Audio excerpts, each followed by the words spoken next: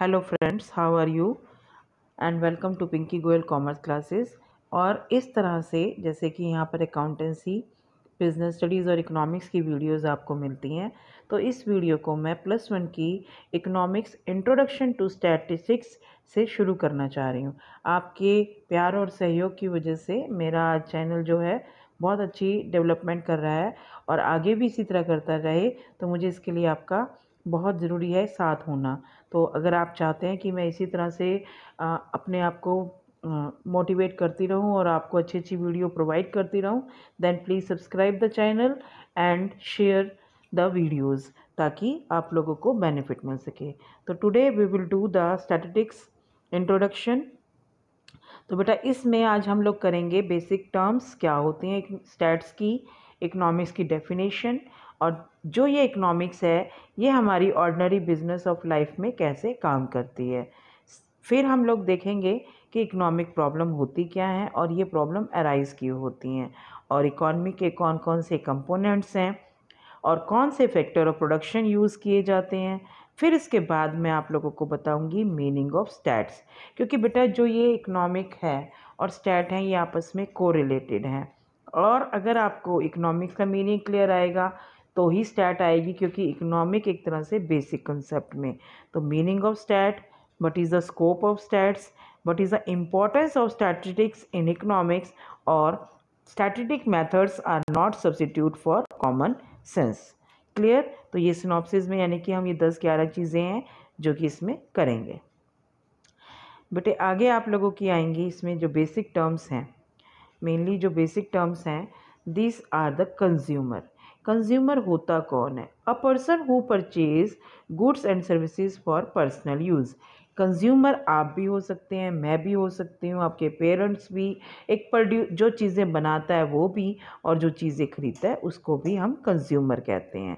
तो इसमें आपको सिंपल सी बात ये याद रखनी है कि कंज्यूमर वो व्यक्ति होता है जो गुड्स और सर्विसेज को अपने यूज़ के लिए, अपने बेनिफिट के लिए परचेज करता है। प्रोड्यूसर कौन होता है? A person who produce goods, जो कि रॉ मटेरियल को कन्वर्ट करता है फाइनल गुड्स में। इसमें आप लोग मैन्युफैक्चरर को भी ले सकते हैं। सेलर कौन होता है? जो अपने गुड्स और सर्विसेज को मार्केट में बेचता है प्रॉफिट अर्न करने के लिए, जैसे कि शॉपकीपर हो गया।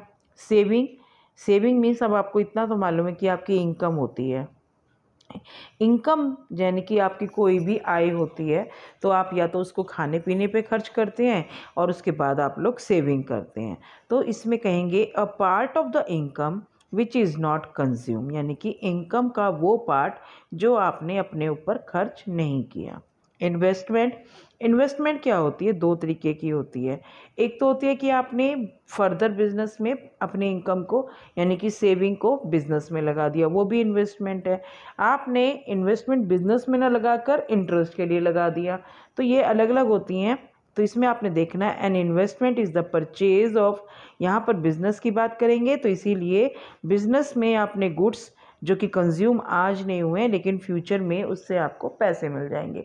सपोज करो आपने एक मशीन लगाई, मशीन से अभी तो आपको नहीं मिलेगी, प्रॉफिट नहीं मिलेगा, लेकिन फर्दर में आपको उसका बेनिफिट होगा कि आप उससे प्रोडक्शन करेंगे, प्रोडक्शन करने से आपके पास गुड्स बनेंगे और गुड्स को बेचेंगे तो इनकम जनरेट होगी। नेक्स्ट बेटा इकोनॉमिक एक्टिविटी, ये आप लोगों ने 10th क्लास में भी किया था। इकोनॉमिक और नॉन इकोनॉमिक एक्टिविटीज़ जो कि मॉनेटरी गेन करने के लिए, जिसमें आप लोगों का बिजनेस, प्रोफेशन, एम्प्लॉयमेंट, यानी कि कोई भी ऐसी एक्टिविटी जिससे आपको पैसा मिले उसे हम बोलते हैं। अब आपको ये भी पता होना चाहिए कि इकोनॉमिक्स, वैसे तो आप लोग इकोनॉमिक्स को बहुत अच्छे तरीके से 7th 8th से पढ़ रहे होंगे, लेकिन आपको ये पता होना चाहिए who is the father of economics. तो economics is an inquiry into the factors that determine the wealth of country and its growth. This definition is given by the father of economics, and who is the father? Adam Smith. याद रखना बेटा ये अलग अलग economics को अलग अलग किया था। एडम स्मिथ ने हमारी बिजनेस इकोनॉमिक्स को किया था, मैनेजरियल इकोनॉमिक को एल्फ्रेड मार्शल ने किया था। कुछ एक इकोनॉमिक्स की थ्योरी केन्जियन ने बनाई थी। फिलहाल अगर आपसे डायरेक्टली पूछे कोई कि who is the father of economics, then answer is your Adam Smith. और according to him. Economic is an inquiry into factors that determine the wealth of the country, यानी कि उन फैक्टर्स को डिटरमाइन करता है जो कंट्री के लिए इनकम या वेल्थ बनाने के काम आते हैं और उसकी ग्रोथ में. नाउ एल्फ्रेड मार्शल आल्सो, देखिए अब अलग अलग आ गए. Alfred Marshall a great propounder of modern economics. उसने इकोनॉमिक्स को कैसे डिफाइन किया है? The study of Mankind in the ordinary business of life, यानी कि व्यक्ति की मनोदशा, यानी कि उसकी क्या क्या प्रॉब्लम आ सकती हैं, क्या क्या उसको मुनाफा हो सकता है, कब उसको सेटिस्फेक्शन लेवल मिलता है. तो इस तरह से हमने मैनकाइंड को स्टडी करना है बिजनेस लाइफ में. तो बिजनेस लाइफ में हमारे पास दो ही तरह के कैरेक्टर्स आते हैं, एक होता है कंज्यूमर, दूसरा होता है प्रोड्यूसर. नेक्स्ट है डेफिनेशन ऑफ इकोनॉमिक्स, अलग से हम बात करेंगे. Economics is the study, actually बेटा जो ये अर्थशास्त्र है, इकोनॉमिक्स है, ये लोगों की समस्याओं के बारे में सुलझाएंगे.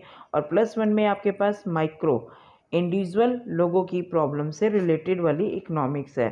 तो ये पीपल को की study of how people and society choose to employ scarce resources, यानी कि बेटे हमारे जो साधन अवेलेबल हैं, जो रिसोर्सेज आपकी देश की सीमाओं के अंदर अवेलेबल हैं, उनको किस तरह से एम्प्लॉय करें, कैसे चूज़ करें, that could have alternative uses in order to produce, यानी कि उनका अल्टरनेटिव यूज़ करके हम वेरियस कमोडिटीज़ को बना सकें ताकि ह्यूमन बींग्स की नीड्स को सेटिस्फाइड किया जाए, and to distribute them for consumption among various person and groups in the society.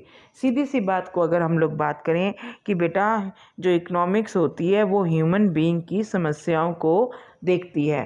अब ह्यूमन बींग्स आप लोग हो गए, मैं हो गई, तो आप अगर मैं प्रोड्यूसर हूँ और आप कंज्यूमर हैं, तो एज अ कंज्यूमर आपको क्या क्या दिक्कतें आएंगी और एज अ प्रोड्यूसर मुझे क्या क्या प्रॉब्लम्स आएंगी. तो इन प्रॉब्लम की समस्याओं को जो सुलझाया जाता है, सबसे पहले इसको स्टडी किया जाता है, और वो स्टडी किया जाता है थ्रू इकोनॉमिक्स की कुछ एक अजम्पशंस को लेके. अब इन समस्याओं को सुलझाने के लिए हम मैथमेटिकली स्टैटिस्टिशियंस को यूज़ करते हैं. तो अब आगे देखिए, what is the ordinary business of life. तो ये बेसिक टर्म्स अगर आपको क्लियर हो जाती है तो आपको स्टार्ट करने में दिक्कत नहीं आएगी. Economics is a study of Mankind in the ordinary business of life, यानी कि व्यक्ति की ऑर्डिनरी बिजनेस लाइफ में समस्याओं को पढ़ना. Individual and social life action which, यानी कि एक व्यक्ति की सामाजिक जिंदगी और उसमें करने वाले काम, यानी कि economic activities which are closely connected with the use of material requirement, कि उसको क्या चाहिए जिससे कि उसकी संतुष्टि हो सके, यानी कि कंज्यूमर. और फिर any activity undertaken for monetary, यानी कि कोई भी कार्य गति या कोई भी ऐसी एक्टिविटी की जाए जिसका मेन पर्पस होता है पैसे कमाना, तो उसे हम इकोनॉमिक्स जो इसको टर्म डिफाइन करती है ऑर्डिनरी बिजनेस ऑफ लाइफ. तो यहाँ पर producer as well as consumer को डिफाइन किया गया है. Then what is economics problem. Economic problem क्या अराइज होती है बेटे, ध्यान से सुनिए कि जो इकोनॉमिक प्रॉब्लम्स होती हैं वो होती है हमारे देश में, यानी कि जो हमारी इंडियन डोमेस्टिक टेरिटरी है उसके अंदर के रिसोर्सेज को यूज़ करना. लेकिन हमारे पास यहाँ पर पॉपुलेशन इतनी ज़्यादा है कि हम उस रिसोर्सेज को भी कम हो जाते हैं. तो कम रिसोर्सेज होने की वजह से और उनके मल्टीपल यूज़ होने की वजह से हमारे इकोनॉमिक प्रॉब्लम अराइज होती हैं. तो economic problem are the problem of choice, कि क्या लें, किसे दें, कब दें, और यानी कि जो allocating scarce resources to other uses due to scarcity of uses, यानी कि उनको बांटना क्योंकि उनके अल्टरनेटिव यूज़ हैं, और उन रिसोर्सेज को डिस्ट्रीब्यूट करना. These resources have alternative use which is why the problem of choice arise.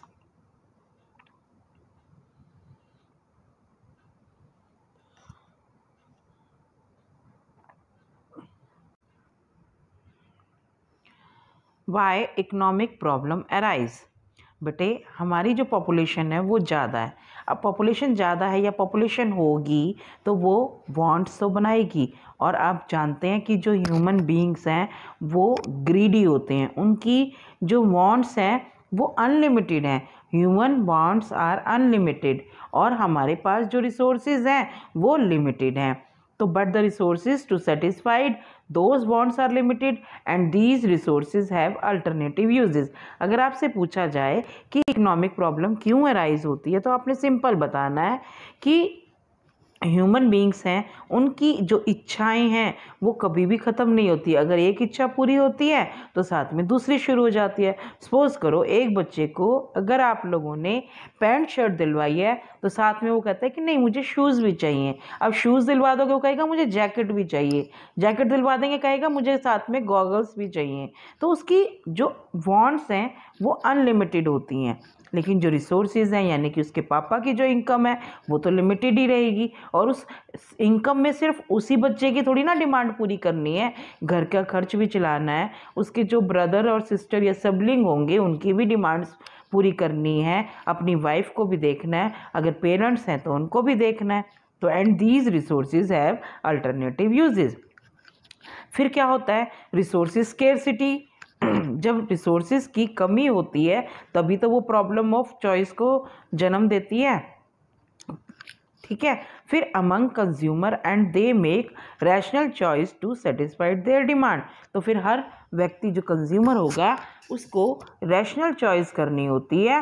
Rational means जो समझदार व्यक्ति हैं उनको अपनी प्रायोरिटी के बेसिस पर इनकम को स्पेंड करके अपना डिमांड को सेटिस्फाइड करने होंगे। तो आप देखिए अगर पूछे कैसे प्रॉब्लम अराइज होती है, due to limited scarce resources और अनलिमिटेड वांट्स एंड नीड्स की वजह से। नेक्स्ट, इकोनॉमिक और उसके कंपोनेंट्स क्या क्या है। अब इकोनॉमी क्या होती है, a system in which people get a living to satisfied their wants through the processes of production, consumption, investment and exchange.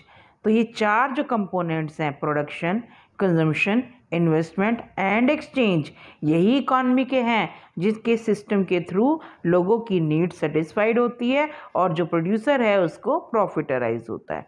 Clear. तो अब इसमें देखिए, फर्स्ट है production. It is defined as creation of utility. Utility का मतलब होता है कि पावर होती है उसमें, जो गुड्स होते हैं। अब जैसे मान लो आपको ये चैनल है, इस चैनल के थ्रू मैंने आपको ये पीपीटी भेजी या मैंने आपको ये वीडियो भेजी, अगर ये वीडियो आपको यूज़ लगती है तभी तो यूटिलिटी क्रिएट हुई। अगर यहाँ पर ये लॉकडाउन नहीं होता और ये ऑनलाइन कोचिंग ना होती, टीचिंग नहीं होती, तो आपको ये यूटिलिटी क्रिएट ही नहीं होती। तो अब हम लोग कैसे YouTube को यूज़ करते, YouTube में आपको आपके क्वेश्चन का आंसर मिल जाता है, ये उसकी यूटिलिटी है। यानी कि जो वस्तुएं होती हैं, जो गुड्स होती हैं, उनके अंदर जो काम करने की क्षमता है। अब जैसे मान लो आप पेन को यूज़ करते हो, अगर पेन लिखे ना तो वो खाली डब्बा है। अगर आपकी कार को ट्रांसपोर्ट के लिए यानी डिस्टेंस कवर ना करेगी तो वो उसकी यूटिलिटी नहीं होगी। तो जो प्रोडक्शन होती है वो वस्तुओं की क्रिएशन ऑफ यूटिलिटी को क्रिएट करती है। It is the process in which input यानी कि raw material are transform to goods and services या फाइनल गुड्स में। फिर कंजम्पशन क्या होती है, देखिए एक होता है कंज्यूमर। अब यहाँ पर प्रोडक्शन और कंजम्पशन। कंजम्पशन का मतलब it is defined as a uses of good and services, यानी कि जो गुड्स एंड सर्विसेज हैं उनका यूज़ करना ही कंजम्पशन है। It is the process by which a good और services is completely used up. तीसरा इन्वेस्टमेंट, यानी कि it is a part of production which committed for future. जैसे मैंने अभी आपको बताया था कि आप मशीनरी को कर सकते हैं। फिर डिस्ट्रीब्यूशन का मतलब होता है कि it is a part of production which explain how the national income is distributed among different factor of production.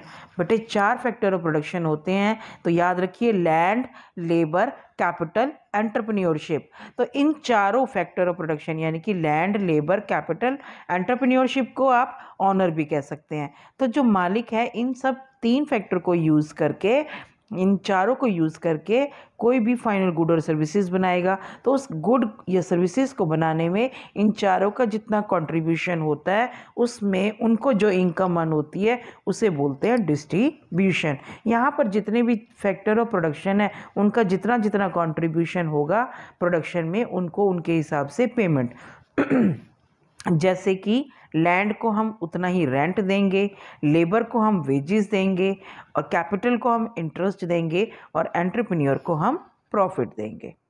Now what are the ये देखिए चारों फैक्टर प्रोडक्शन आ गए। Land, part of the income goes to the owner of land in the form of rent. Labour का, part of the income goes to the labor for their services in the form of wages. Capital, part of the income goes to the owner of capital in the form of interest, or entrepreneur, part of the income goes to entrepreneur in the form of profit. Now, अब आपको economics पता लग गई क्या होती है, यानी कि इंडिविजुअल की प्रॉब्लम्स को स्टडी करती है। अब स्टैट क्या होती है बेटे, जो वो प्रॉब्लम को हमने निकाला है उसका सॉल्यूशन भी तो चाहिए, तो ये सॉल्यूशन उन इंफॉर्मेशन जो इकोनॉमिक इंफॉर्मेशन देती है उसको नंबर्स में कन्वर्ट करती है। अब देखिए कैसे। Statistic is the quantitative information of facts and finding, यानी कि जो समस्याएं कंज्यूमर या प्रोड्यूसर को, इंडिविजुअल को आती हैं उनको, उन समस्याओं को ये फैक्ट्स में और फाइंडिंग्स में कन्वर्ट करते हैं। इसमें दो डेफिनेशंस आएंगी, सिंगुलर फॉर्म में और प्लूरल सेंस में। Statistics may be defined as the collection, organization, presentation, analysis and interpretation of data। और प्लूरल सेंस में, पहले सिंगुलर सेंस में समझिए कि सिंगुलर सेंस में ये आपको बताई गई है मेथड्स कि आप इसमें क्या क्या काम करेंगे। सबसे पहले आप इंफॉर्मेशन को, फैक्ट्स को कलेक्ट करेंगे, फिर उस फैक्ट्स को, इंफॉर्मेशन को कलेक्ट जो की है उसको सही ढंग से ऑर्गेनाइज करेंगे। ऑर्गेनाइजेशन आपको बताया जाएगा कैसे करेंगे, फिर इनको आप प्रेजेंट करेंगे। प्रेजेंट करने के बाद आप इनको एनालाइज करेंगे, यानी कि प्रॉब्लम को आपने किस में, टेबुलर फॉर्म में करना है या पिक्चोरियल ग्राफ टाइप में करना है। फिर इसको आप एनालाइज करने के बाद यानी कि इनके ऊपर फॉर्मूला लगाएंगे और फिर उसका रिजल्ट को निकालेंगे।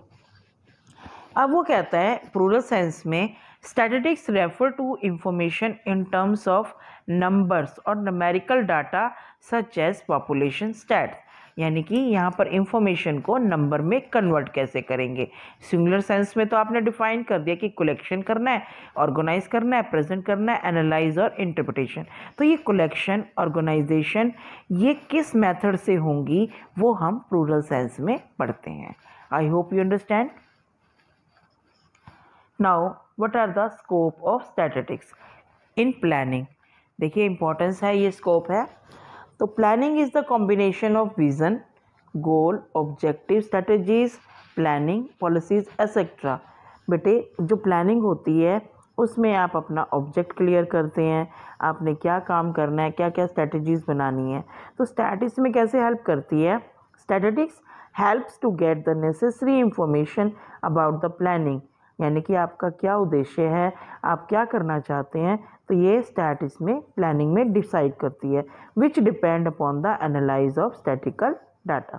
सेकेंड है बेटा, in economics statistical analyse are used in solving different economic problem.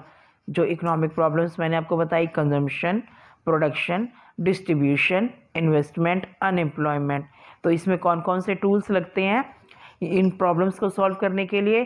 Time series analyse, demand analyse, forecasting techniques और एसेट्रा।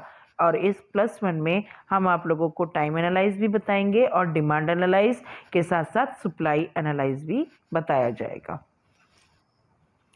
और बिजनेस में statistics help businesses to test and make correct decision about the location of the business, marketing the product, यानी कि कहाँ पर business करना चाहिए, कहाँ पर इसके प्रोडक्ट की मार्केटिंग होनी चाहिए, कौन कौन से फाइनेंशियल रिसोर्सेज हैं, ये सारी स्टैटिस्टिकल इंफॉर्मेशन पर रहती हैं। फिर स्टेट मैनेजमेंट में, in order to set different policies to run an economy efficiently and allocating economy resources in various, जो कि स्टैटिस्टिकल टूल्स के ऊपर बेस्ट हैं। यानी कि आपने कौन कौन सी इकॉनमी में एफिशिएंटली रिसोर्सेज को कैसे यूज़ करना है, किन किन लोगों में रिसोर्सेज को बांटना है, कैसे करना है, ये भी स्टैटिकल टूल्स बताते हैं। फिर इन रिसर्च एक्टिविटीज़ में इनकी टेक्निक्स को यूज़ किया जाता है analysing interpretation of research finding में, और एडमिनिस्ट्रेशन में widely use to formulate forecast different plans policies of the state. And यानी कि जब भी आपकी कोई एडमिनिस्ट्रेशन यानी कि आपका ऑफिस वर्क है वो भी स्टैट्स पे कोई इंफॉर्मेशन प्रीवियस ईयर की चाहिए, करंट ईयर की चाहिए, या फ्यूचर में आपने कोई पॉलिसी बनानी है, तो ये स्टैटिकल टूल्स के बेसिस पर यूज़ कर सकते हैं। स्टैटिस्टिक्स की इम्पोर्टेंस क्या है? स्टैटिस्टिक्स लाइफलाइन है इकोनॉमिक्स की। सबसे पहली बात तो याद रखना, ये क्वांटिटीफाइंग इकोनॉमिक प्रॉब्लम यानी कि इकोनॉमिक प्रॉब्लम को ये न्यूमेरिक में कन्वर्ट करती हैं। For example, unemployment is said to be 20% of India's working population. अब देखिए, इंडिया की जितनी वर्किंग पॉपुलेशन है उसका 20% जो है वो अनएम्प्लॉयमेंट है। तो ये आपने स्टैटिस्टिक्स के थ्रू ही करिए ना। फिर with the help of statistics intersectoral comparison is possible. तो अब आपको ये देखना है कि अनएम्प्लॉयमेंट कहाँ कहाँ पर रहती है, जैसे कि रूरल है, अर्बन सेक्टर में है, एजुकेटेड और नॉन एजुकेटेड। फिर इम्पॉर्टेंस में देखिए कॉजेज़ और इफेक्ट रिलेशनशिप को भी पढ़ती है ये, जैसे कि अनएम्प्लॉयमेंट के कारण क्या है और उसकी वजह से हमारी मार्केट पर क्या इफेक्ट पड़ता है, इन्फ्लेशन रेट क्या है, ये सारी चीज़ें यानी कि समस्या का कारण और उसके प्रभाव को स्टैटिस्टिक्स की मदद से पढ़ा जा सकता है। फिर इनको पॉलिसीज़ बनाने में भी मदद कर सकते हैं। For example, in order to set the budget, तो आपको फिजिकल पॉलिसी देखनी पड़ेगी, ठीक है, गवर्नमेंट की पॉलिसी होती है। फिर इकोनॉमिक इक्विलिब्रियम वो पॉइंट होता है जहाँ पर आपकी मार्केट फोर्सेस कौन कौन सी होती हैं, डिमांड एंड सप्लाई, यानी कि डिमांड और सप्लाई एक पॉइंट पर काटती हैं, तो उसे इकोनॉमिक इक्विलिब्रियम कहते हैं। मार्केट और डिमांड और मार्केट सप्लाई इंश्योर हो जाती हैं। उसके बाद देखिए बच्चे, कंस्ट्रक्टिंग इकोनॉमिक्स थ्योरीज, तो with the help of statistics you can construct the theory of economics. जैसे कौन कौन सी, कंज्यूमर थ्योरी जो आप +1 में करेंगे, theory of demand, theory of supply, theory of producer etcetera. Clear? देखिए बेटे, इसमें लिमिटेशंस भी हैं कुछ।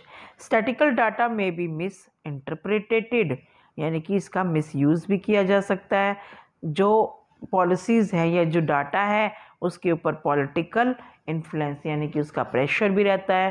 फिर स्टैटिकल डाटा में इन्वॉल्व पर्सनल बायस, यानी कि जो डाटा कलेक्ट करता है उसका अपने बेनिफिट की तरफ ज़्यादा ध्यान रहता है, तो वो अपने बेनिफिट को ध्यान में रख के डाटा को कलेक्ट करेगा। फिर इसको मैनिपुलेट भी पॉसिबल है और इसमें कई तरह के एरर्स भी आते हैं। इसमें ध्यान रखना बच्चों कि अगर आप डाटा सही, रियलिटी, ऑथेंटिक वे से यूज़ करते हो, इकट्ठा करते हो, तो रिज़ल्ट भी एक्यूरेट आता है, अदरवाइज़ यहाँ पर प्रॉब्लम भी है। और इस स्टैटिस्टिक्स को सिर्फ एक्सपर्ट ही यूज़ करते हैं और जो आम जनता उसका मालूम नहीं हो सकता। For that the first chapter is your complete. I hope you are enjoying this video and thank you for patience listening me. Thank you.